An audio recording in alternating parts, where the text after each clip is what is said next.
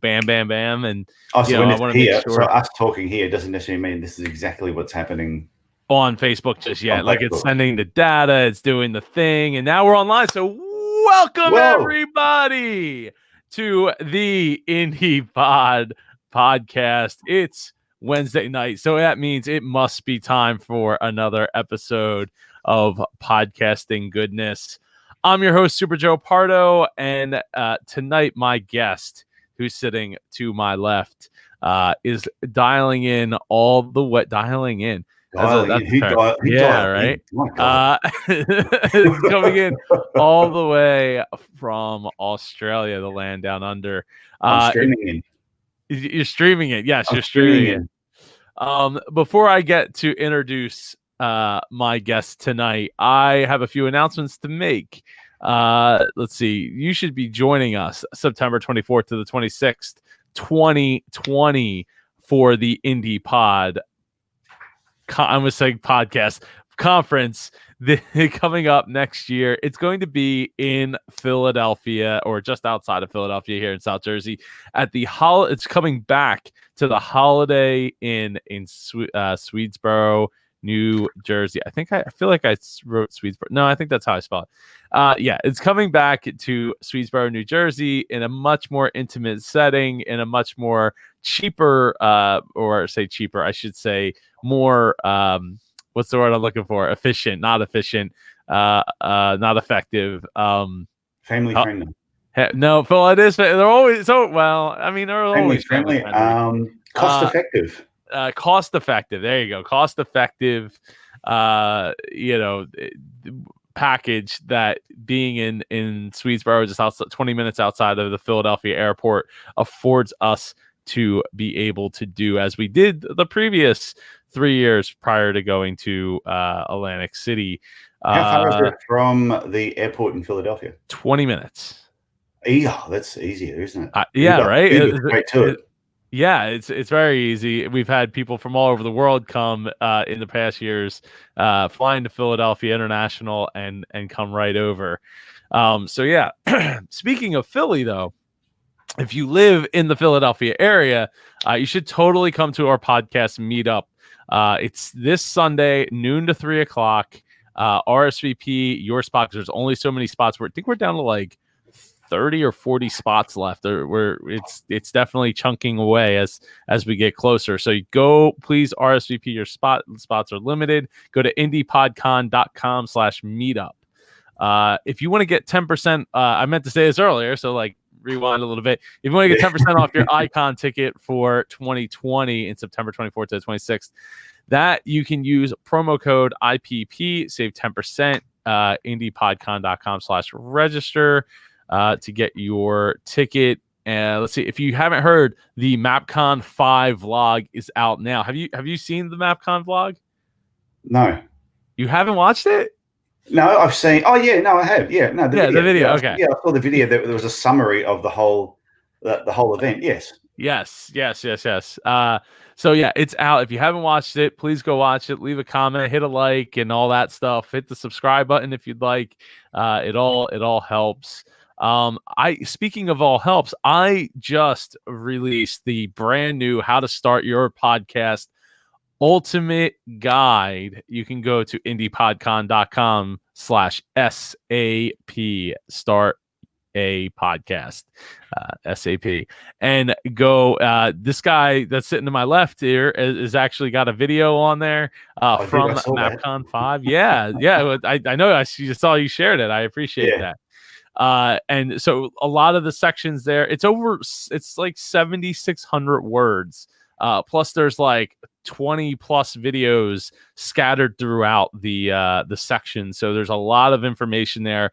Even if you already have a podcast, I think there's a ton of information in there for you to look at and revisit for your podcast. So go check it out. Share it with your friends.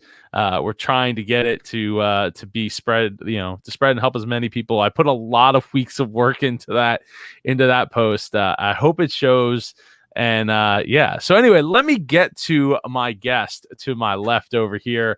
This person is coming in. If you're just joining us now, is coming in from Australia. pop in the chat where you're coming from and listening from right now. If you're listening or watching this show live on Facebook Live or on Periscope, everybody give it up for Dr. Tyson Franklin. Woo! Oh, thank you very much, Joe. And one thing I always notice whenever I'm on a podcast and I'm wearing a hat, it always looks crooked. It doesn't matter how you try and sit with a hat. Is that? I think my head's crooked. Yeah, I don't know what maybe it the is. camera thing. You should like tilt the camera. I think around. maybe I've got to tilt. Oh, that's better.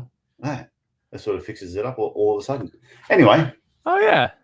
Yeah, it does. Thank you, Joe. You know what it is?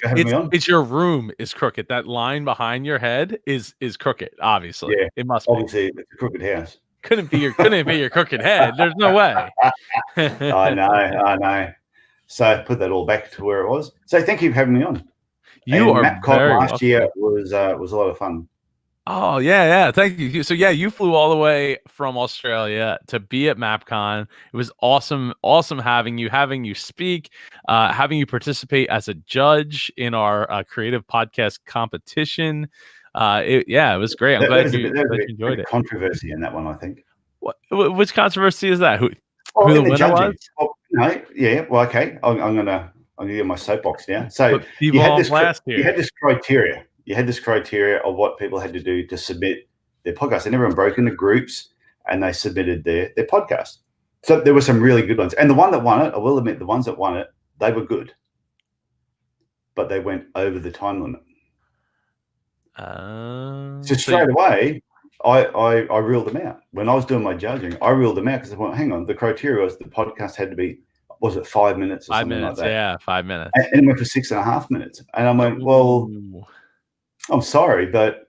So you completely ruled them out, or you docked them points? Because I would have just docked them some points on... No, I ruled them out because I thought to me, the rule was you had to stay within 5 minutes. So it'd be like if you're watching a marathon race, and at a certain point, if you haven't got past this period by a certain time, you're out of the race. Now you might go, oh, but I'm pacing myself. I get really fast in the second half. Bad luck. You missed the cutoff. So to me, it had to be under 5 minutes. You went over 5, then everybody else could have done that too. They could have spent more time being really creative at the beginning and wasting all this time before really getting into it. So that's just my opinion. There was a lot of issues too on my end. Some of the files were all like sent in multiple emails. One of them was sent as a WAV file.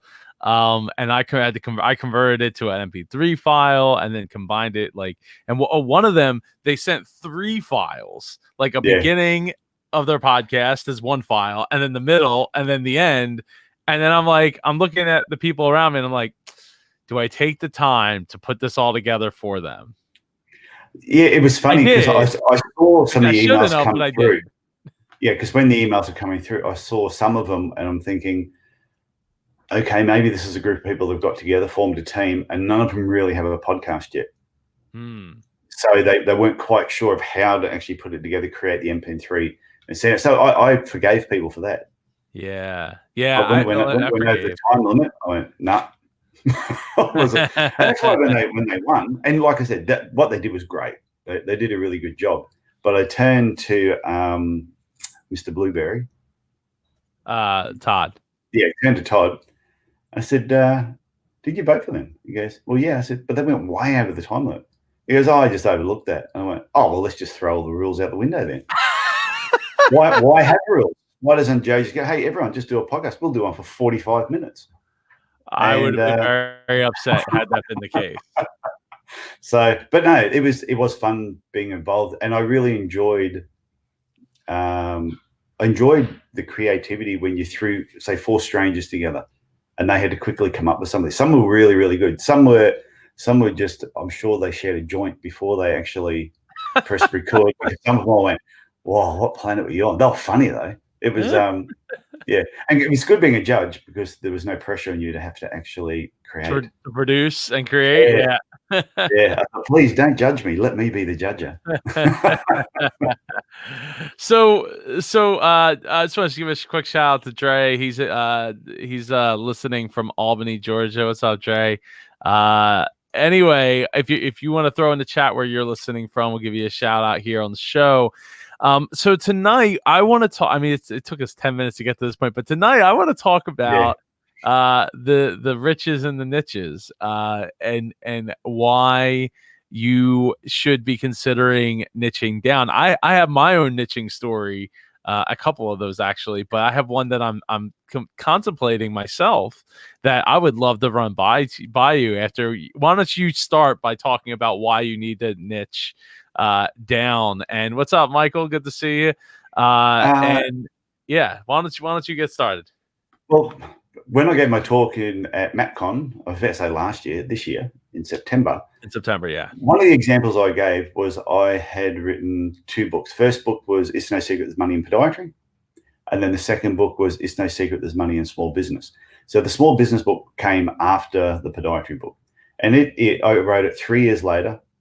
I'd also devoured hundreds and hundreds of podcasts, more information, read more books, just other business stuff. So the second book is by far a better book than the first book. But the first book outsells the second book 5, 6, sometimes 10 to 1 each month. Oh man. Which is ridiculous. I got an email yesterday from a translation company wanting to translate It's No Secret There's Money in Podiatry into Romanian. I saw that. That's awesome. How cool is that? Now, I had not had an email about, and the second book, as I keep saying, the second book is a better book than the first book.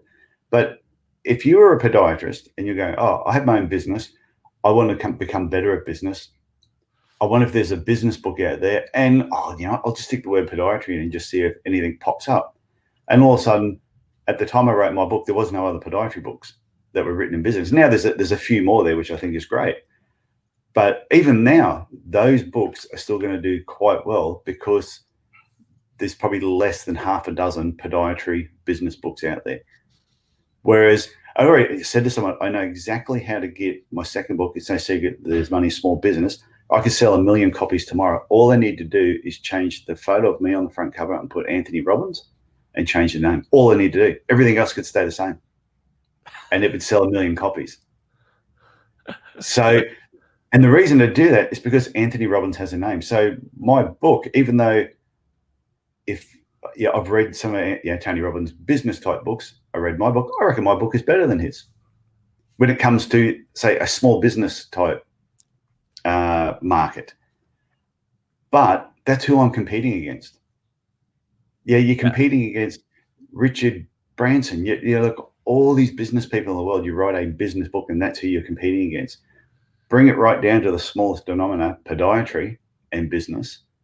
And I wasn't really competing against anybody. I could have written a crap book for podiatry and it still would have been bought. Well, yeah, and I think that's because you become the big fish in a very small pond, right? Yeah.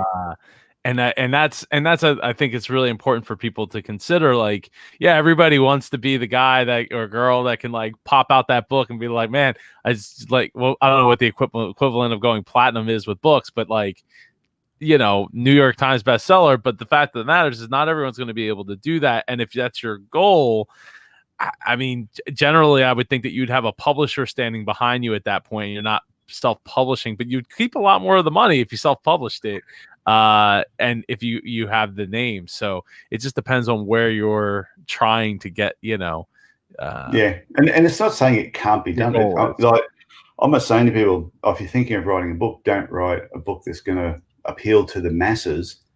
I'm not saying don't do that. But if you're going to write something that is like a business book and there's nothing about it that actually really makes you stand out, it's going to be hard. You're better to write a similar book but really target it to a smaller area. So the same thing applied with my podiatry clinic when I had it. Mm-hmm. When I had my first clinic in Cairns, we then took one certain aspect of that. When we did the second clinic 800 kilometers away, which is about 500 miles, what took me 10 years to build in Cairns took me 12 months to build in Mackay, because I'd niched the clinic down to one particular area, and that was all we pushed, and that was the only language you spoke. And therefore, it made sense. So then move into podcasting. As you can see over my right shoulder here, It's No Secret with Dr. T. I've met so many people through doing that podcast. It's been a lot of fun. We're at the moment episode 188. But my second podcast, the Podiatry Legends podcast, gets 3 to 4, sometimes 5, sometimes 8 times more downloads than It's No Secret with Dr. T. Because once again, podiatrists is looking for a podcast. And the thing is, being a podiatry specific podcast, I know where they hang out. I know which pages they're on. So I can post it into those pages. Unless Facebook gives me a kick in the pants for doing something. But usually you can post it in certain places where podiatrists hang out. Whereas the small business one, I got an email from somebody, it might have been early this morning, and it said, "Oh, we've got this person. They'd be a fantastic guest on your podcast." And then it had my podcast name in a different font. And then 3 times later, it mentioned why they'd be good on my podcast. But the next time the podcast name was wrong. It was somebody else's podcast. And then the 3rd time they mentioned why they'd be good on my podcast, it was wrong again. It was a different podcast again, which anyway, I found it really funny, made me laugh. But then I clicked on the link to say what other podcasts have been on, and I had a list of about 30 to 40 other business podcasts that this person had been on. What was interesting, when I looked through those 30 or 40 podcasts, did not recognize one of them. Huh. So how is somebody going to find It's No Secret with Dr. T if they're looking for a small business and marketing podcast amongst 30 or 40? That was just 30 or 40. This particular person I'd never heard of before had been on their podcast, and I didn't recognize any of them. And I'm trying to swim amongst this big sea of all these important people. Once again, that photo behind me there, take me out of it, put Anthony Robbins in there, whack a pair of sunglasses on him, and he can still be called with Dr. T, Dr. Tony. And I'll guarantee that'll get 1 million downloads a month. Probably, and I bet you a lot of people won't even realize that it's not Tony Robbins. Yeah, I know. But just by seeing the face and that image, I could probably get away with it about 6 months before he sues me. But he wouldn't sue you. He would just send you a cease and desist. And you'd be like, okay, I'll just take it down. No loss on my part. Yeah, it used to be years ago. Everyone used to say I look like Gordon Ramsay, so I could have done a cooking one. Yeah. Well, there you go. Yeah. Or he doesn't send you a cease and desist. He sends you a letter to come hang out. He says, "Hey, that's pretty cool." Yeah, like you got my attention. Like, and what's the worst? Like, seriously, what's the worst that'll happen? They'll send you a cease and desist. Okay, you take it down. No loss. You know what I mean? Yeah. Best case scenario, he invites you to his island and you hang out and you get to become best friends with. I mean, I'm not the biggest of fans of his, but it potentially could become a friend of his and get in a much bigger circle. Yeah, I actually don't mind. I don't mind some of the stuff he says. I don't agree with everything, but I don't think you have to. Mm-hmm. But yeah, I actually started to like him when he was on Shallow Hell. The movie Shallow Hell. With Jack Black. Yeah. I remember that. Yeah. But he made every woman that he met, he just saw their inner beauty, not their external beauty. Anyway, this is a different story. So with the podcast, like I said, It's No Secret with Dr. T. People are trying to find that. Well, I'm hoping people will find my podcast amongst the thousands of podcasts that are out there on small business and marketing. I mean, yours is in small business and marketing. Yeah, well, yeah, no, but here's the thing, though. If you keep doing your show, what can happen is you can cross-pollinate people from the podiatry show to that show and grow that audience to like level yourself up. So all of a sudden it's like, well, if you get a big enough jump of people to go from one to the other because they want more Dr. T, like how would you not want more Dr. T? And then I want to know more about marketing as a whole because people see things and they don't like, oh, I don't think of it like that. And like, here's a great example of that, right? So my book, Sales Won't Save Your Business, has been out since 2017, I think. Anyway, let me share my screen here so I can show you some visuals of what's going on. All right. So I wrote Sales Won't Save Your Business, focus on the top. Cool. It's got, handful of reviews, sells okay, whatever. But then I was like, I forget. I might have been talking to you. I think I was talking to you actually a while back, and it was like, oh well, if I, what if I wrote the book, like changed the name of the title, right? So I'm like, oh well, what if I did Sales Won't Save Your Dealership? And we were talking about this. Yeah, right. So I have Sales Won't Save Your Dealership, Sales Won't Save Your, like a whole bunch of different titles, but the thing is it's all the same book. But it's the same book, just a different title, same cover. But I think actually, now that I'm thinking about this, I'm gonna go and get an updated cover for this book, and I'm willing to bet that I get a hell of a lot more sales. I don't mean to curse, but I bet you I get a heck of a lot more sales out of it. So I put a car on the front of this book, or Anthony Robbins. Or Anthony and Tony Robbins driving a car with his head sticking out the window, screaming like Jim Carrey in Ace Ventura, but screaming "Buy my book." Yeah, so I'm like, oh, okay, like maybe I'm just thinking now, like, all right, you know what I'm gonna do after we get out this call? Go on Fiverr and get me a new cover design. New cover design with a car on the front, and then change the cover out, and bam, all of a sudden same name, different cover. I got myself an opportunity to make that happen. Because one of the other things is so not only do I have like sales won't save your I don't know, let me see here. Sales won't save your where's the other one? Sales won't save your business. The thing is, even like if I owned a dealership and I was looking at the two books, I would grab your book over grabbing my book because yours has the word dealership in it. Right. And that's the thing. It's like a lot of people don't realize that they have a business. Like, oh, I don't have a business. I have a dealership. Yeah. Like, you know what I mean? Like, people get in that real narrow mind frame. And just look at the rankings, right? So the rankings show it all. Automobile industry, number 125, right? Here's business teams, 1457. Like, yeah, okay, it's not in the top 5 or 10 or whatever, but I bet you I'm gonna screenshot this tonight, and I'm gonna get a different cover made up, and in like a week from now, I'm gonna see the difference. And the thing is, I didn't even promote this book.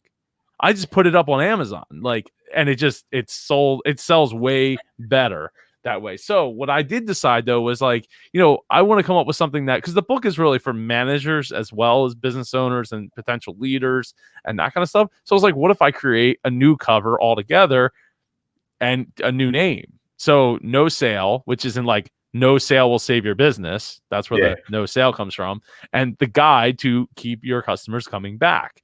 So, and I changed the top to say management, leadership, and business, and I lowered the price by $5.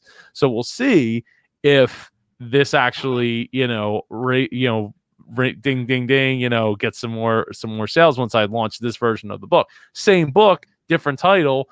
It'll take me once I get this cover together, it won't take that long for me to submit it to Amazon, and within less than a day, it'll be up on online selling.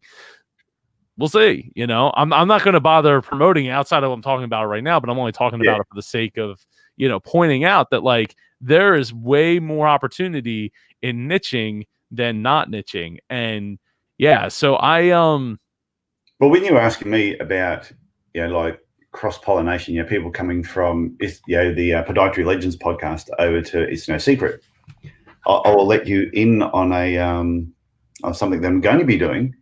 Is It's No Secret Dr. T is coming to an end. I heard. Thank you. Thank you for saying that, because I was wondering if you were going to say that. Yeah, so it's coming to an end on episode 200. It's going to take it to episode 200. I think 200 is a nice round number. So as the next few episodes are coming through, I'm going to start mentioning that it will be coming to an end at 200. And the reason for doing that is because I know there's a lot of podiatrists that are popping over and listening to It's No Secret Dr. T. But a lot of the guests that I've had on there, we haven't really been talking specifically about podiatry, or sometimes they have. Sometimes they've known my background's been podiatry, and we've used that as an example. So what I thought I'd do is still do this, just a small business and marketing podcast, but as I have guests come on, have them on the Podiatry Legends podcast, so that the branding is all under one umbrella. But when a guest comes on, they know they're talking to podiatrists. Yes, the podiatrists so they can apply that. Yeah, so if I had you on there, Super Joe, you know that the people who are listening to this are predominantly podiatrists who want to know more about marketing or why sales won't save their business. So, and somebody said to me, you could just grab some of your old recordings, top and tail them a little bit different, and drop them in. And I'm going, I could do that, but I'd never do things the lazy way. To me, I would rather have you back on and go, that was that episode. This is this episode. Let's let's target it towards podiatrists and change it slightly. And I think the podiatrists then have got two reasons to come back to the show. And that also gives me an opportunity to occasionally do the odd solo show where I can just share some of my own thoughts. And Dave Jackson mentioned this last week, that sometimes mixing that up and you just giving your own thoughts and your own opinions, or sharing your own knowledge, just build your own authority up a little bit more. So people just get to hear you for, say, 10 or 15 minutes talking about a specific topic, and they go, oh, this guy's not a complete dill. He actually knows what he's talking about. No, I love that. So, so as some of you might know, like, so I've been doing this show since MapCon ended, now Icon, and I have absolutely loved it. I mean, I'm pretty more or less booked up till the end of May right now with guests every single week. And I've done 2 episodes on Saturdays to be able to like fit people in, because I'm not going to record 2 episodes on a Wednesday. It's just not going to happen. And Saturday morning actually seemed to work out pretty well. Like the 8:30, I might actually open up another round of slots for 8:30, maybe like every other weekend or something like that between now and May. Now, what suffered is my business with Super Joe Pardo turned back to Dreamers podcast, which I'm very happy with, but I have yet to actually sit down and record a podcast for a number of various reasons. Yeah. But while I'm still thinking about keeping, like, I want to keep the show going and all that, there's another bug that I have that I is kind of bothering me. I'd love to dive a little more into that. Yeah. Dive into it. So I'm thinking, like, along this whole niching line and everything like that, I started thinking, like, okay, what do I really know about and really care about? Well, I really care about tech. Like, I love tech, but there's so many tech people already. I feel like it would take me it would take a lot of work out of me, like a lot more focus for me to go and like pick up the tech and play with it and learn all that stuff. And it's like I love it and I know it anyway, but I don't like, I want to know it, like that's the only thing I'm like really working on. So I was like, to go along with the business, what's up? Good day, mate. Larry, what's going on, man? Well, thank you for joining us. Larry Roberts. To go along with the whole niche, I'm like, what I would like to have, aside from the Dreamers podcast, because what the Dreamers podcast now allows me to do, and like what you allowed It's No Secret to do, is to teach you, right? Oh, definitely. Like it's one thing I'll point out to someone, the Podiatry Legends podcast wouldn't be as successful as what it is if it wasn't for the learning I went through with It's No Secret Dr. T. Exactly. It was sort of like I had to do that. And if I hadn't done it, it would have been exactly the same thing. If I hadn't have done it, I would have gone, oh, geez, maybe I should have done It's No Secret Dr. T and been this mega superstar podcaster that, you walk in a room and people bow. But they bow because of the reason. Like if Glenn the Geek walks in, not everybody in the room is going to care about horses, but they care about the fact that Glenn has a successful network with like 12 or 20 podcasts related to horses and is, making it a viable business for all the people involved. So, yeah. So it doesn't matter that like nobody cares, or not nobody cares about horses, but like nobody in the room might care about horses so much as they care about, hey, this is about being the big fish in the small pond. Yeah, and I just think I think if somebody's got a podcast now, they're going, oh, geez, maybe they're right. Maybe I should have niched it down somehow. I'm slaving away at this. I'm getting only 100 or so downloads, and it's just not. I thought I got 10,000 downloads, per episode, because my podcast is really good. I think it's one of the things you got to sit back and, like you were just about to say, what is it that you really love? What do you know better than everybody else? What talent do you have? And can you twist that into something else? Yeah. Even if you don't want, like I kept thinking, a podiatry podcast, really? Do I really want to have a podiatry podcast? But I've really been enjoying it. It's got me actually fired up again about the profession, which has been great. Are you I'm assuming you have more clients because of it. I have more coaching clients. It'd be really funny. When I spoke in Liverpool in October last month, it was the first time I've ever spoken at a podiatry conference. No one could believe that. They said, "But you're speaking all the time." I said, "Never at a podiatry conference. I just never done it." But through the podcast, all of a sudden I got invited. Since then, for 2020, I've already been invited to New Zealand, Toronto, back in the UK, in Liverpool, Scotland, and maybe in the States to talk. And that's been because of the podiatry podcast. So still haven't been invited to speak in Australia. That was 2020. That's your year, man. It'll change. I don't think like over here. I run my own events, which are fun. But yeah, podiatry in Australia, it's everyone knows each other. So it's one of those things that I've been in the profession over 30 years. A lot of the people that are in the positions of power, I went through university with.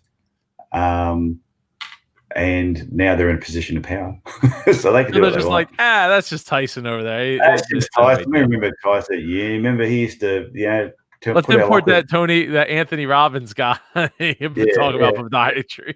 Remember Tyson used to light those lockers on fire. That's it. Yeah, how can we have him speak? What would he know? How to set lockers on fire. So I was like, okay, what do I know that I could talk about? And business is like, I mean, that's why I named my show Business with Super Joe Pardo, because that's what I love to talk about, and I want to continue to talk about. But it's like, okay, how do I niche that further down? And what do I specifically know that I've been around since I was 6 years old? Family business. Yes. So I'm thinking, and don't go stealing my show name, the people that are watching or listening, but I'm thinking family business matters. And because of the double meaning, right? It's from the therapist in me to the business in me, the business therapist, if you will, in me, wanting to help the families of that business. Because family business does matter, especially here in America. Family business makes up a large chunk of who is running America. Like, people talk about like corporations, but I think it's a really, really good idea. Well, if Dr. T thinks it's a great idea, then I'm going to really put some effort into it. So like that. So more or less taking, and I can repurpose some of those episodes. You could take it even further, though. Like, so business. Well, family business is quite broad. Mm-hmm. So do you know a certain part of a family business that's even narrower again? That's more narrow than family businesses. Yeah. So were you like truck parts and car parts? Yeah. So like I could specifically talk to the dealership, the parts industry. The truck parts industry is kind of like a dying thing overall. A lot of those companies are getting very much older and basically decaying or selling out to like one major company here in America. So I don't know, like that's one of the reasons I never really went after it right out of the gate when I left my family's business to go after that industry, because it kind of is, it's really a dying industry that's being consolidated down to like one major player.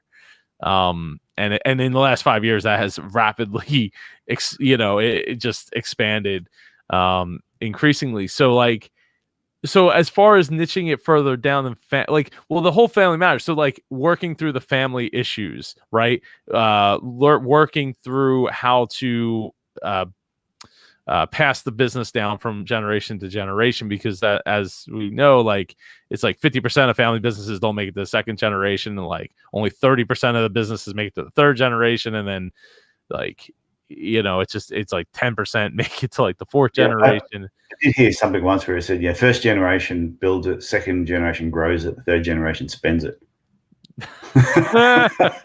Well, I mean, I'm like fourth generation, so and the fourth generation goes, "Hey, what happened there? Where'd all the money go? I thought we were wealthy." Yeah, right. No, now we're just rich. We're not wealthy anymore. That's the best part about being wealthy is you don't get poor, you get rich. And then you get average and then you get poor. So, but no, I to me that makes sense because you could just go. I think if anyone is listening to this and they've got just a business podcast, they just need to pull it in a little bit more. Well, that was me. Try and narrow it down because your podcast might the other problem with my podcast too. Like in hindsight, it's no secret, Dr. T. What the hell does that mean? Like because I based it off of my book. It's no secret. There's money in small business. So so you're like the marketing makes sense, right? Like like it goes together, but it doesn't necessarily. Yeah. So if I put that there, see, I'm wearing the same jacket and as I am with the Dr. T thing. Yes. So it came about. It's no secret with Dr. T because it's no secret there's money in small business, and my first book, It's No Secret There's Money in Podiatry. So to me, I was tying the brand together. Oh shit! I keep hitting the microphone. I was tying the brand together, but that name itself doesn't mean anything. It could be. It's no secret, Dr. T. It could be a spy stories. It could be anything. Especially with the sunglasses on. So I could have had at the top of it, marketing, It's No Secret, Dr. T. Even that probably would have been a better title than what it was. So, whereas Podiatry Legends, it's self-explanatory. It's for podiatrists. Yes. But even if you're not a podiatrist, don't be afraid. Like you met my buddy Dave Freeze. Yes. And Dave said to me a few years ago, he said, if you really want to broaden your mind, read stuff, listen to stuff, and watch stuff that you should not be listening, reading, or watching. And what he meant by it, he goes, if there's female Cosmopolitan magazine, read it. It'll give you an idea of how women think. Listen to podcasts that are done by women for women.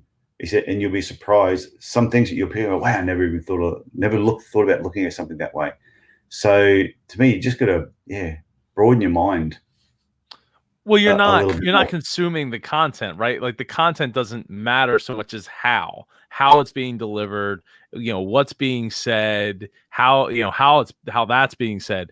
Like that to me, like you're studying it, right? You're not the actual what they're talking about doesn't necessarily matter to you as much as the how they're delivering it and what words they're using and how it's structured. I mean, I do that with myself. Like when I'm driving to the shop in the morning, like I'm listening to sports talk radio in Philly, but I'm not I couldn't even tell you that much about what's going on in the Philly sports market because as much as I'm listening to how they're reacting to each other, how they're handling, calls like listener calls and all of that kind of stuff, like the banter that's going on, the words that they're using, the all those things, like that's what I'm studying. I'm not like, I don't listen as much about like what's going on in the sports. I mean, I do, like that's one of the reasons I'm listening, but it's a very small reason why I'm listening. Yeah. But there were two young girls that I met at a podcast conference about 2 years ago. And they got up and did this talk and they were talking about their podcast. And I'm there going, I don't think I could listen to their podcast. They were like giggling with each other on stage and cutting each other off and, we're cute. And I'm going, oh my God, someone shoot me. And then anyway, I was talking to them afterwards and they were really nice, but they were all the time just giggly and all that. I was chatting to them and I said, how's your podcast going anyway? They said, we've been going about 6 months. We get about 50,000 downloads a month. My God. So all of a sudden I said, I'm going to force myself to listen to their podcast. I listened to their podcast. It was like running my fingernails down a blackboard.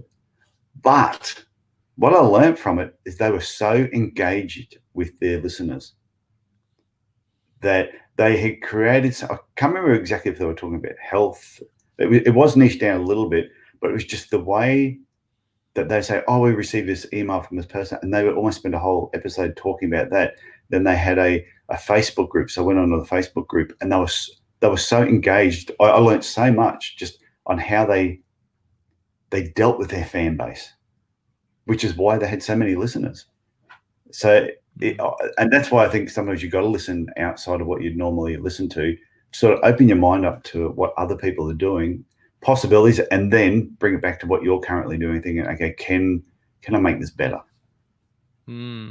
Here's a question for you. What if it was business family matters? Because it's really about it's more like it's about like there's business to it, but there's really about the family matters that go into business. Small business family matters.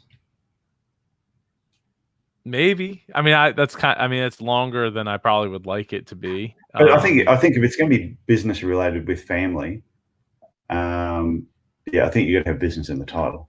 Well, that's what I was thinking. Like, that's why I was saying, like, family business matters, because it's really like about the family matters. So would you start a whole new show, or would you just change the name of your current show? I would probably just start a whole new show. As much as I would hate to do that, I probably would do that. Okay. Yeah. So, but with that said, like, I want to keep Dreamers Podcast going. Like, it gives me an opportunity to be like, hey, there's somebody that's really fun that I can interview that isn't necessarily in the podcast world and isn't necessarily in the small business world. Oh no. But I have that outlet, right? Maybe they're more of an entrepreneur. Maybe they're more nonprofit world. Maybe they're more something else that I can at least have that outlet to make that connection, because that's really what podcasting enables us to do, is to have that connection. But the more I think about it, the more I'm like, I feel like the Dreamers Podcast might get squeezed out in the process. Yeah. But I think the other part that people forget when they do their podcast is right from the start. Yeah, it's like one of the questions you ask yourself. And like, I've started doing podcast coaching for podiatrists. It just fits. And for other people as well. I did a talk during the week, taking the mystery out of podcasting. And one of the things I wrote up there right from the beginning is, what is the promise of your podcast?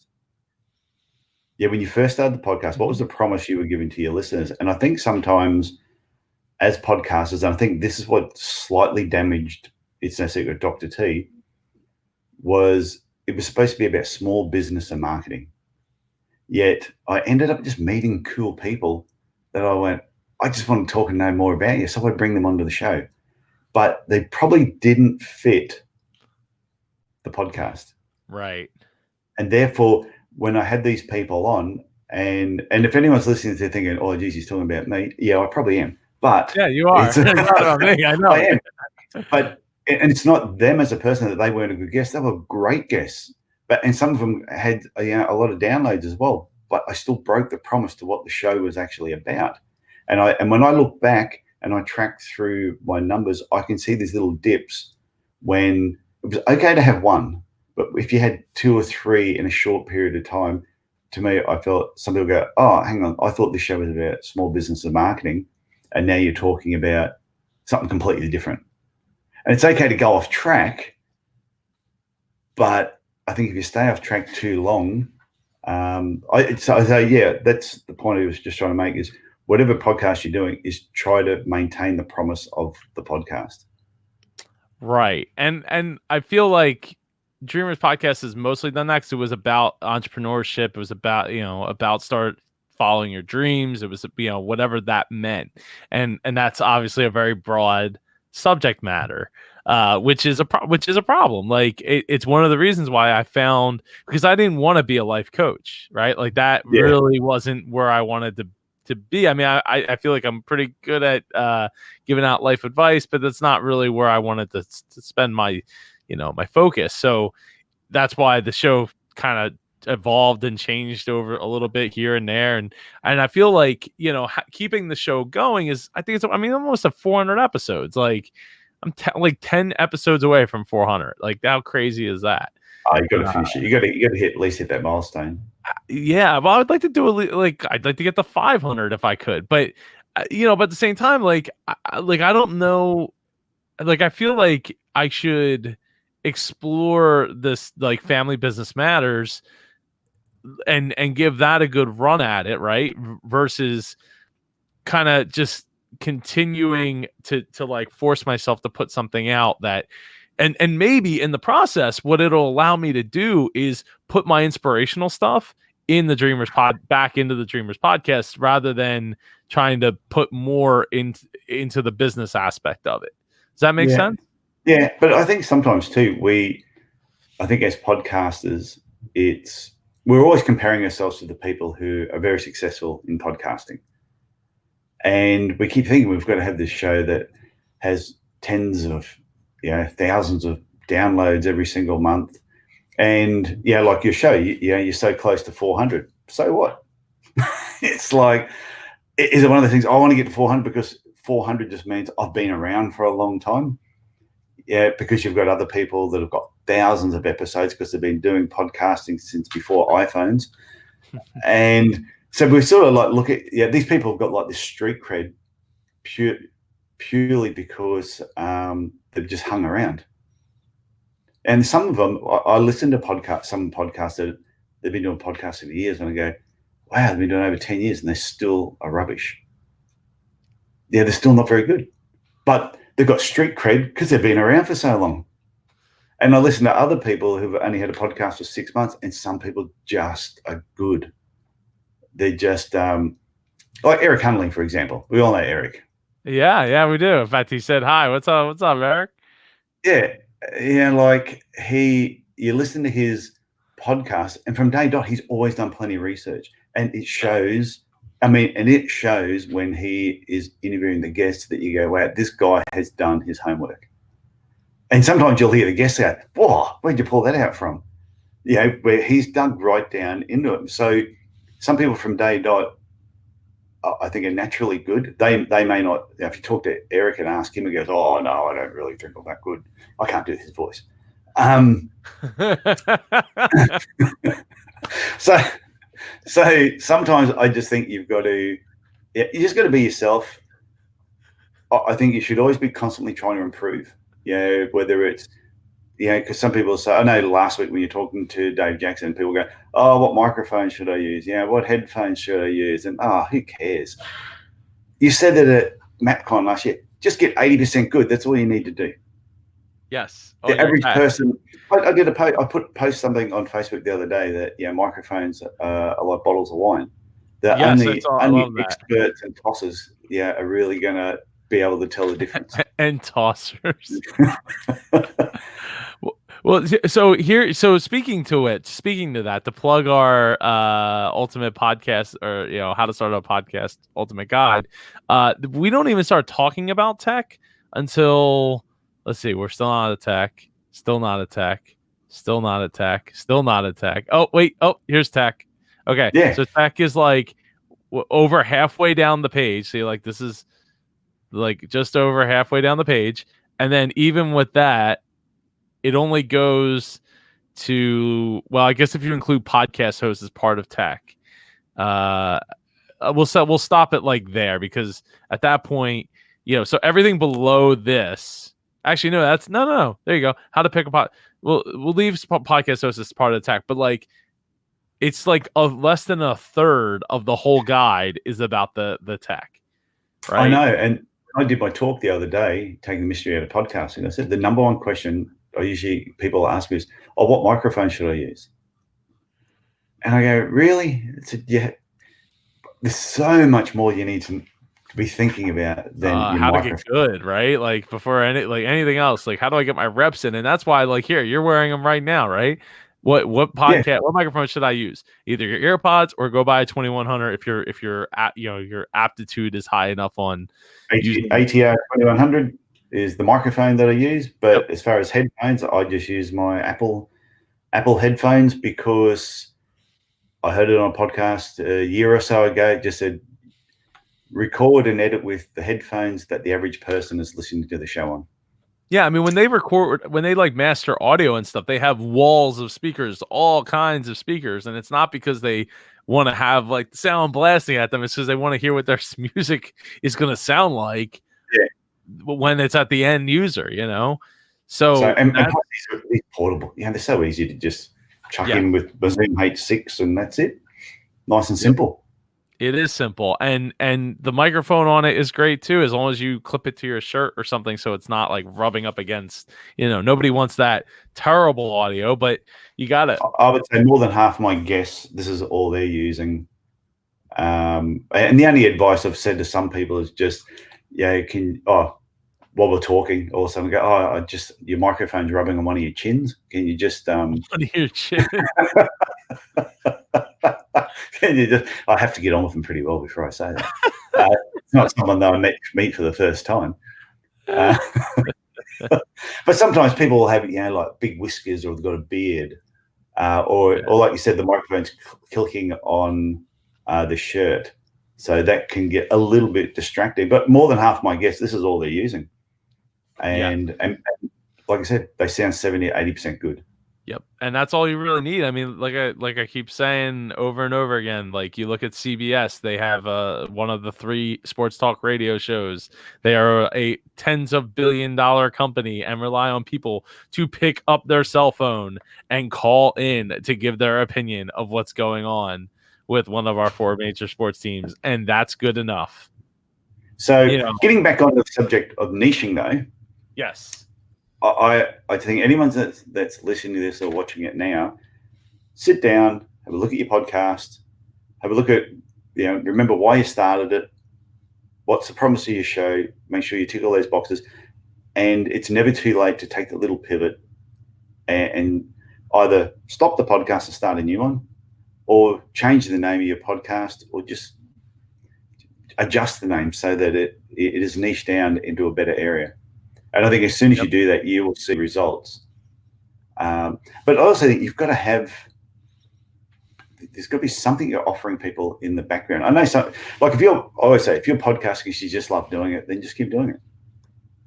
But eventually, your love will turn to work if you're not getting results. Yep. Yeah, it will turn to work, and it'll suck. It'll suffer because of it, because you'll start to resent it. And so I mean, I think I've pivoted, I've niched and looked hard at the things that I do and how I do it, and it's not always easy, because I'm a very completionist kind of person, and I want to feel like I'm still driving towards something, but like, here's the thing, like, I rebranded my show back to Dreamers Podcast, and here I am, like 2 months later. It's been like over a month now since I released my last episode of it, and I don't really feel that guilty about it, because I'm still getting the podcast. I'm still getting to do this show, talking to awesome people about something that I do love, which is podcast content creation and the like. So it's enough for me to be happy, but I feel like pushing that boundaries of like, hey, here's a niche that there's a lot of people that would fall into that category in family business, and how can I create something else? It's just like, but then I feel like I got to promote said thing, and I got to like do a whole lot of other work that I don't really want to do, that I'm doing for this show, but I'm not necessarily willing to go put all the work and effort into doing another show, especially with the Dreamers Podcast and waiting in the wings. Yeah, or maybe the Dreamers Podcast doesn't come back. You can change your mind. You can sit there and go, you know what, I've had a better idea. Yeah, and that's what it's. We don't know it's a better idea. Hopefully, it's a better idea, but we don't know until you get through it. You don't know until you do it. But it's no secret with Dr. T. Like, I really enjoyed it, and the thought of actually stopping it made me sad a little bit. I was like, damn. But to me, I just know it's something that I must do. But yeah, and I can always bring it back. I can always say, hey, I've got he's having a revival show, and bring some evangelist music in or something like that, and we can bang some tambourines together and have a bit of fun. But or I've even thought of it, when I ended at 200, do I go back through and look at what were my favorite episodes as I went through this, and do I reboot them for the next 3 months? For the first half of 2020, do I just reboot old episodes until I see, and then I might find putting the other shows on the Podiatry Legends doesn't work. It will, but I'd have no doubt. Well, it is working, and that's the whole thing, right? It's like it's just like this show is working for me, so that's why I guess I don't feel as guilty about pushing as hard with the Dreamers Podcast right now, because like I'm working. I have a lot. Like, I think this kind of transitions into what I need to talk about for Icon and for Con as a whole. Is promote away, Joe. Yeah, promote. You need to promote. Yes. Your promotion. Promote everything. Promote everything you're doing at the moment. Promote. That's why we're here. We're here to share knowledge and also promote. Yes. So I mean, part of that is like, okay, is putting a lot of effort into not only getting, doing this show, but getting the conference right, doing this meetup this weekend. Is it right? Really, right? The Philly Podcaster meetup this Sunday, noon to 3 p.m. RSVP your spot. Spots are filling up. We're down to, I think, 30 or 40 spots left that the space can actually hold. So please go RSVP your spot. Go to indiepodcast.com/meetup. How many people total can come? Yeah. It's a 70-person space. Okay. So we're at, I think, between 30 and 40 people RSVP'd right now. So hopefully, we get at least a few more people RSVP'd, and because this space was not a free space, it was not donated to us or anything like that. It absolutely is costing people who are listening to this now, if they were going to go to indiepodcon.com/meetup, yes, they were going to go to that now, and they've got a friend who's been thinking about podcasting. Yes, grab your friend, register them, drag them along with you. Yes. Yeah, absolutely. We're going to have Matthew Passy speaking. He's a longtime podcaster and podcast consultant. So he'll be speaking. I might do a little bit of speaking as well. And we'll have refreshments, light refreshments. So you should totally come enjoy yourself. And then I think afterwards we're going to Dave & Buster's to go watch the Eagles and Patriots play. So it should be a good time because it's like just a short walk away from there. To get down to, or maybe short drive, I'm not sure, over to Dave & Buster's. So you should absolutely come, grab a friend, RSVP with a guest. I think you can bring up to 4 guests when you RSVP. So do that. So while you're doing that, think about, if you're a podcaster, you should maybe come be a guest host on this show. Go to indiepodcon.com/guest. Spots I might not even be existent at the moment, but I am considering opening up a few more slots on Saturday mornings. Saturday mornings for like 8:30 in the morning Eastern. So if you're interested in doing that, go to indiepodcon.com/guest. If you haven't watched the MapCon Fly vlog, you should totally go do that. Go to indiepodcon.com/vlog. If you haven't if you're watching this video right now and you or listening to this after the fact, go to and you should want to join a whole bunch of awesome podcasts. We just crossed the 666 member mark, Dr. T. I don't know if you saw that, but we've crossed 666 members. So good. And then we went 667 within 30 seconds after. Yeah. All of a sudden you're on the number of the beast. It was getting a bit scary. It was very short-lived, thankfully. But yeah, no, we're growing at a pretty good clip here. Every day we get between 1 and like 5 people that request to be members. So if you want to join a very active group, go to indiepodcon.com/group. What else do we got? If you did, before you go, go ahead. One thing you were talking about Facebook groups. Yes. And this relates to the niching that we've been talking about, or niching. Mm-hmm. And like I got a Facebook group for It's No Secret with Dr. T. And it has about 350 people on that page. Okay, that's been going 2.5 years. The Podiatry Legends Facebook group has got 850, and it's only been going since January, February. And you can sell to those people because they are actually niched to a thing that, I know. It's just, and that's me. It's just like your group, 666 people that are in there, obviously are interested in podcasting. Yes. So they're not there because it's a business page and they could be involved in anything. That's the other power of creating a niche and these little groups, is you're talking to people in the group. Now, I know that not all 850 in the Podiatry Legends are podiatrists. There's probably 100 there that aren't, but the rest are. So yeah, just keep that in mind. Yeah, I think that's a perfectly valid point. And I think that's, speaking to that, like I had a couple or 1 or 2 Dreamers podcast Facebook groups over the years, and they weren't very niched at all. Like, it's kind of all over the place with the people that were in there, and they were all in there for different reasons. And some of them were guests, some of them really loved the show, they love the inspirational side of it. And that's why I think, like, really using the Dreamers podcast as a vessel for more for the entrepreneurship / inspirational side of things, and having the family business matters really can really help keep that line. And like I was saying about It's No Secret, to be able to cross-pollinate people over to the other one, because they're like, oh, I got to get more Joe, like, and when they want to start a podcast, boom, right there, like guess what, you got to go listen to the Indie Pod podcast. Come join us every Wednesday night at 8 p.m. Eastern. See, we just go right into the pitch there. That's one of the things you learn when you listen to radio a lot,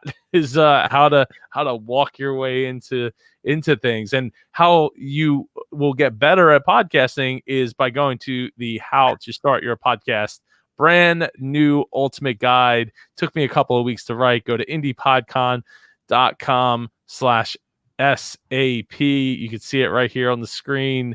It's big, it's long, it's 7,600 words. It's crazy, and I'm hoping that we can get it to the top of Google. I got my fingers crossed. I put the work in. I'm doing some other SEO stuff in the background. So hopefully we can get it to the top of Google. Let's go to the number one spot with how much is it, Joe? Is it free? Is it free? It is free. Yes, it is absolutely. So there you go. It's absolutely free. So people should be telling other people about it. Yes, like, honestly, the stuff that is written in here, I know for a fact that people are charging other people to find out a lot of this stuff. I know that I've charged people to learn some of this stuff. I wanted to put in as much as I absolutely could, and this is just the base. This is just the trunk of the tree, because I'm going to write more guides and link them from this guide, so that you can, like, hey, if I'm figuring this stuff out and I want to learn deeper, like, boom, another guide, go right into it. And let's talk about how to be a better host. Let's talk about more tech. Let's talk about finding that right microphone for you and your voice. Let's talk about the right hosts and go deeper into the hosting side of things. What is it that those are the things I want to do, because I really enjoy getting to write. I've been, a lot of everybody knows, but I've been blogging since 1996, which is a pretty good clip at this point of my life. That's a while. Yeah. So, like, and at the time I was blogging about my life. Like, it was like a journal online, like, using GeoCities and tripod.com and Angelfire and those types of sites and Front Page to build those kinds of sites. So, and I don't know any of them. Oh, wow. So then it is all. Yeah. I like showing my age here. So if you want to sponsor Icon this year, Icon 6, which is going to be held in Swedesboro, New Jersey, not Atlantic City. That's why I got the Philly skyline right above our heads here on the Facebook Live. If you want to sponsor that, you want to sponsor this, these episodes of the IndiePod podcast, go to indiepodcon.com/partners and dive deep into the media kit there. It's like 14 pages long. There's all kinds of packages available, including this year, the last page of the media kit asks, let's make some magic. Dr. T, let's make some magic. Can we make some magic? You can do that. I think we can make some magic. So, if you have this idea, you're like, oh, I got this company, I got this brand, and I want to get it in front of a whole bunch of podcasters. We're looking for like 300 to 400 people this year attending Icon 6. And if you have this brand that you want in front of people, but you're like, I want to do something that I've never seen before. I wish that I could go and do this conference and be like, have this crazy thing happen. Talk to me, reach out to me, joe@superjoepardo.com. Reach out to me. Let's make it happen. We'll get some pricing together, figure it out, and we'll come up with how much it's going to cost. Is that the goal after this year, 300 to 400 people this year? That's our goal, yes. Okay. So then people who are in the podcasting industry, who are suppliers, service providers, talk to you and go, okay, how can we put something together that's going to wow everybody and make them remember us? Yep, and that's what we're trying to accomplish with having that page where it's like, look, there's things that we haven't thought about, and maybe you have. Let's make that happen. You haven't seen it somewhere. Let's make it happen. We can make it very cheap, very cheap or very cost effective to do it in the location that we're in versus the big city, expenses and all that stuff. Like we can make cost controlled is absolutely one of the factors here. You had a microphone supplier at the last one. Yes, Audio Technica was very generous to supply. So you could do like I was at another podcasting conference. I won't mention the name of it, and you and I did an episode there. Yes, we did. Could you make an idea that you had a studio area set up, 4 microphones, and you said to people, "You go there, create a 5-minute, and it has to be anything over 5 minutes, and you get spanked." You have a supplier that supplies the microphones and whatever equipment's there, and the same thing. They've got to do a podcast, but they do it there and then on the equipment that's actually set up. So we do have we have a room that we're looking at having a podcast booth set up in. So we're looking for a podcasting company or a recording company or hosting company, somebody who wants to set up a recording booth at Icon 6 this year. He had a portable one that he did somewhere. I'm sorry, the portable one. Oh, the one that we recorded our episode on. No, he went to a conference or something afterwards, and he had like a portable booth that they set up. Matthew Passy. Yeah. I mean, I'm working with a lot of different people. In fact, I have a meeting on Tuesday with a very high profile company that reached out today that's like, we love what you're doing. Now that just speaks to the power of niching, right? Not only has changing the name Mid-Atlantic Podcast Conference to Independent Podcast Conference helped with getting more people in the Facebook group, but it's helped with, it's just like so many more people identify with that, right? Versus like, well, I don't live in the Mid-Atlantic states, so I guess that's not for me. Like, no, that's just where it's held, right? That's just where they. No, somebody pointed out when I said, I'm going to MapCon. They said, what's all? I said, Mid-Atlantic, and they said, Atlantic City's not in the Mid-Atlantic, though, is it? What? Well, I didn't know. It absolutely, it absolutely is in the Mid-Atlantic. Somebody telling me it wasn't, and I don't know. But said that all of a sudden they're looking at the geography of where the name is attached to, whereas they're looking at like North Carolina, probably thinking like, oh, that seems like mid, or maybe even Florida, like Florida to North Carolina, where that's like like it's near the middle of the Atlantic. No, that's not. That's hilarious. Yeah, because when you have something like that and it's attached to like a map, that some people go, oh, maybe that's not for me. It's all going to be all those like foreigners on the other side of the country. That's for them. They get to speak a different language. Right. Whereas, so the expansion, I mean, the people, and shout out to Eric Hunley for poking and prodding at me to say, you've really gotta bolster this independent vibe that you that's like it is what your conference is. It's just you haven't done it. So that's why where the name change came from that, and from that we've had, like I said, not only other brands reaching out, more people joining the group than ever. I mean, we never had people joining the group before.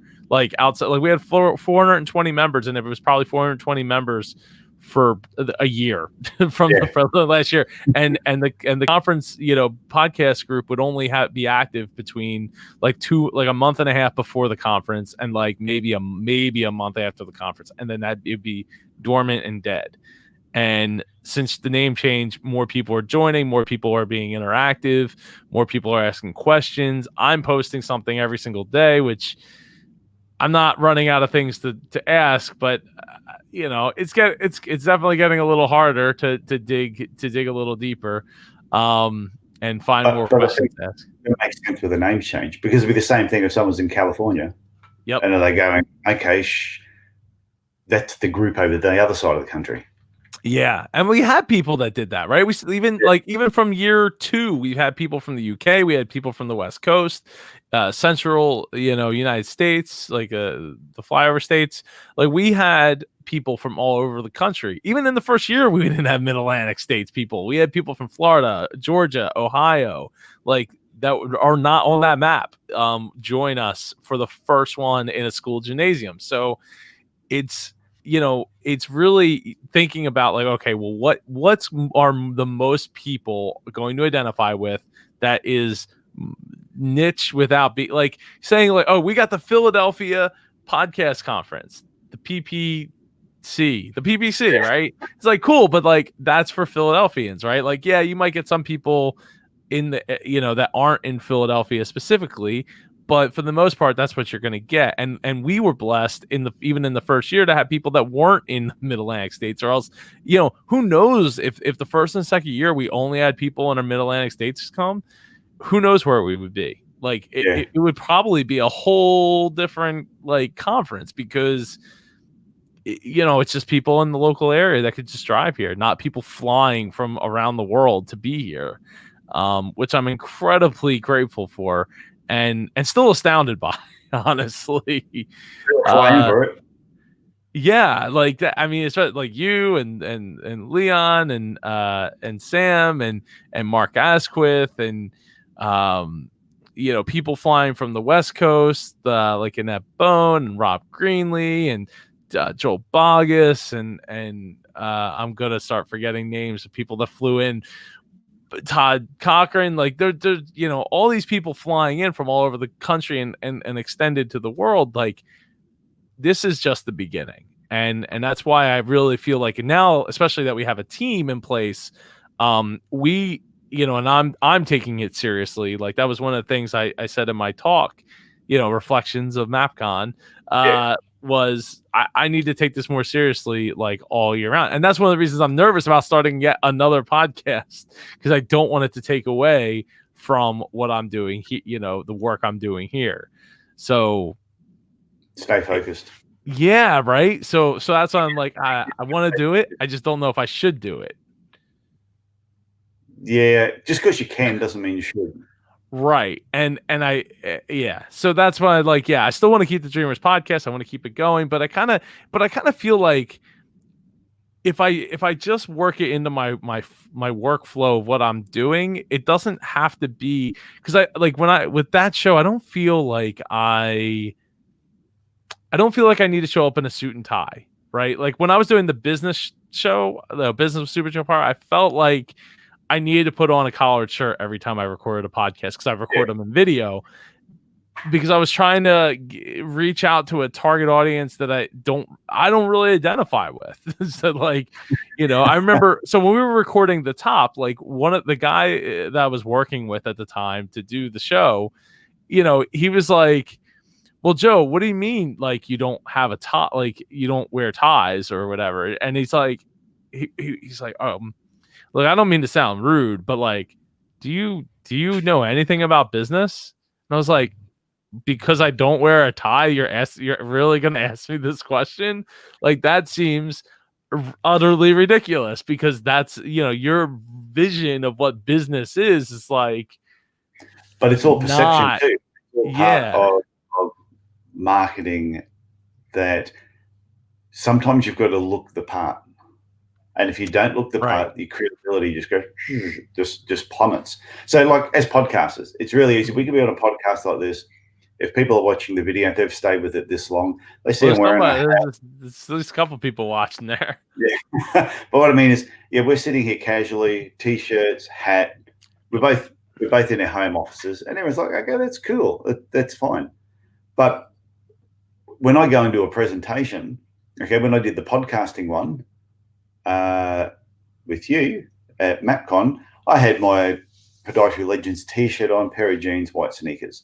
As you should, because that is the spirit of MapCon. Now, and that's what I thought. It's going to be a casual crowd. I can get away with it. Now, 4 weeks later, when I spoke in Liverpool in front of 1,038 podiatrists, and I went up on stage. Now, I don't know if you saw any photos from that, I did see one or two photos, but I don't remember what you were wearing. Yeah, I had the dress shoes on, nice pants, button-up shirt, sports jacket, looking pretty damn smick. No tie, because I don't wear ties. But but I changed it to suit that. I did a talk, like I say, 2 days ago here in Cairns, and I still wore jeans, but I had a button-up shirt. So it was sort of in between. So I think sometimes you got to fit the part. As long as you feel good about it. And that, to me, I see it as like, you don't expect rock stars to show up and wear a suit and tie. I mean, maybe at like the Grammys, maybe, but At the Grammys, I expected. yeah, but they don't all necessarily do that. And I think I'm sure. Well, I see some band members turn up at some of those awards, and what they're wearing, I'm going, yeah, like, seriously, dude, this is a big gala event. Clean your act up just a little bit. You don't have to shave, you don't have to tidy your hair, but at least scrub up. Yeah, that's just me. I just think there's certain times you've got to scrub up. Like I said, but I still will you ever see me wear a tie. I do own one. Anytime I wear a tie, it's if I'm going to a race day and I'm in a corporate area, then I'll wear a tie. Yeah, but like I said, I think that you got to be comfortable with that. And yeah, I guess there are times where you should probably be dressed, like you shouldn't go to like a funeral looking like, that kind of way. At a funeral, you wouldn't wear a t-shirt and a pair of jeans. Though I did go to a viewing once wearing an Eagles jersey because that was what was requested. Yeah, so yeah. So it's not impossible. It's just not very likely. But yeah. So I respect that. But doing video, I feel like you have to you do have to look the part to a certain point. But at the same time, it's like, my goal is to be me. So so I want people that identify with me, not with the fact, oh, well, he's wearing a blah, blah, blah, blah, blah suit. Like, okay, cool. I guess, that I need people that identify with me, not with people that identify with what I'm driving or what I'm wearing or, what shoes I have on, that kind of thing. Like that I think is the important part about and about niching, right? And thinking about like, okay, the people I'm trying to reach might be a subsection of people that like, yeah, okay, let's just say like, okay, there's podiatrists, right? But most podiatrists that I know of are pretty cool people that are not like most other doctors in other fields. They're very laid back and very, They're just ones you met. If you have I know a lot of podiatrists, and there's some that are just, I wonder how they actually function. But are they so stiff as a board? No, but they're like, what if somebody said, oh yeah, doctors are stiff and uppity and use big words all the time. There's a lot that are like that, but I think a lot of the podiatrists, if you've met them and it's been through podcasting, they're a little bit more creative and laid back anyway. But but podiatry is a slightly more creative health profession, I think, than other ones. I would say so. My uncle was a podiatrist for a number of years, so him and the other podiatrists that I've gone to in my life, they just seem like they're a different bunch than every other doctor I've gone to see. We look at feet, but of course we're different.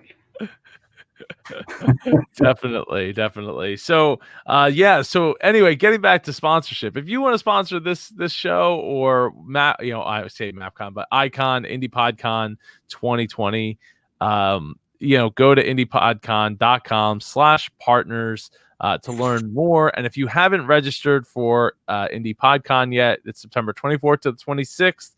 You can save 10% off with your promo code IPP. Go to indiepodcon.com/register.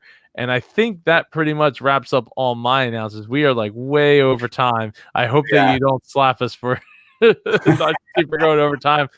I really appreciate you taking the time today. I know it's your morning, my night to come and be a guest here on the Indie Pod podcast. It's been an absolute pleasure. I've learned a bunch. I'm still going to debate whether or not I should go start the Family Matters podcast. I want to go do it so bad, but I do know. Doesn't mean you should. But what'd you say? Because you can doesn't mean you should. Just remember that. Just because you can do it, stay focused on what you need to get done. Yeah, and there's a lot that needs to be done here for if we want to make Indie PodCon 6 the most successful conference in its history. So that's the goal. So like that's what I'm really focused on. And it doesn't mean I can't sketch out ideas in the back, in my spare time, and doesn't necessarily mean I couldn't start to record things and slowly put it together over the course of a year versus like, hey, you know what I'm doing next week? Putting the Family Matters, Family Business Matters podcast together, like boom, boom, boom, get that artwork together, get that stuff recorded, do a launch plan, and 5 years ago I would have wanted to do that. 5 years ago I kind of wish I maybe had, but the Dreamers podcast has been good to me and has taught me and brought me so many people in my life that I've become such good friends with. So I'm not ready to do all that, but. Dr. T, do you have any last thoughts you'd like to impart on us before we wrap up and get out of here? The only thing is just, like I said it earlier on, that if you're not getting the traction that you're currently getting with your podcast, look at what do you love doing? What do you know better than anybody else? What do you have a certain interest in? And pivot from what you're doing, and don't be afraid to stop what you're doing and start something new. Don't let how many episodes you've got sort of say, oh, no, I'm going to lose my street cred if I give up a show that's on 90 or something like that. So, that's the only advice. Don't mind me. I'm just being harassed by the dog. Oh. Come on, it's been harassing me. Go, come on, I've been sitting in here with you an hour and a half. Oh, it's time for a walk? Yeah, I think so. I think so too. All right, Dr. T, you have yourself a brilliant day. Everybody, I hope you all have a great week ahead. And my guest next Wednesday night, 8 p.m. Eastern is, and I was just talking about this guy actually earlier when I was talking to Maxwell Ivey, the blind blogger, Chip Edwards of createmyvoice.com. Going to be having him on the show. Looking forward to talking about the Amazon Alexa and other smart speakers and how to get your podcast onto those devices. It's actually a bunch of work, as I have found out. But you might be interested. You probably should be interested. And if you want to dominate like people dominated with AOL keywords back in the day, this is what you need to be listening to. So again, next Wednesday, November 20th, 8 p.m. Eastern, back here on Facebook or in the podcast RSS feed for the Indie Podcast. Indie Pod podcast. Everybody have a great week, and I'll see you next Wednesday. See you later.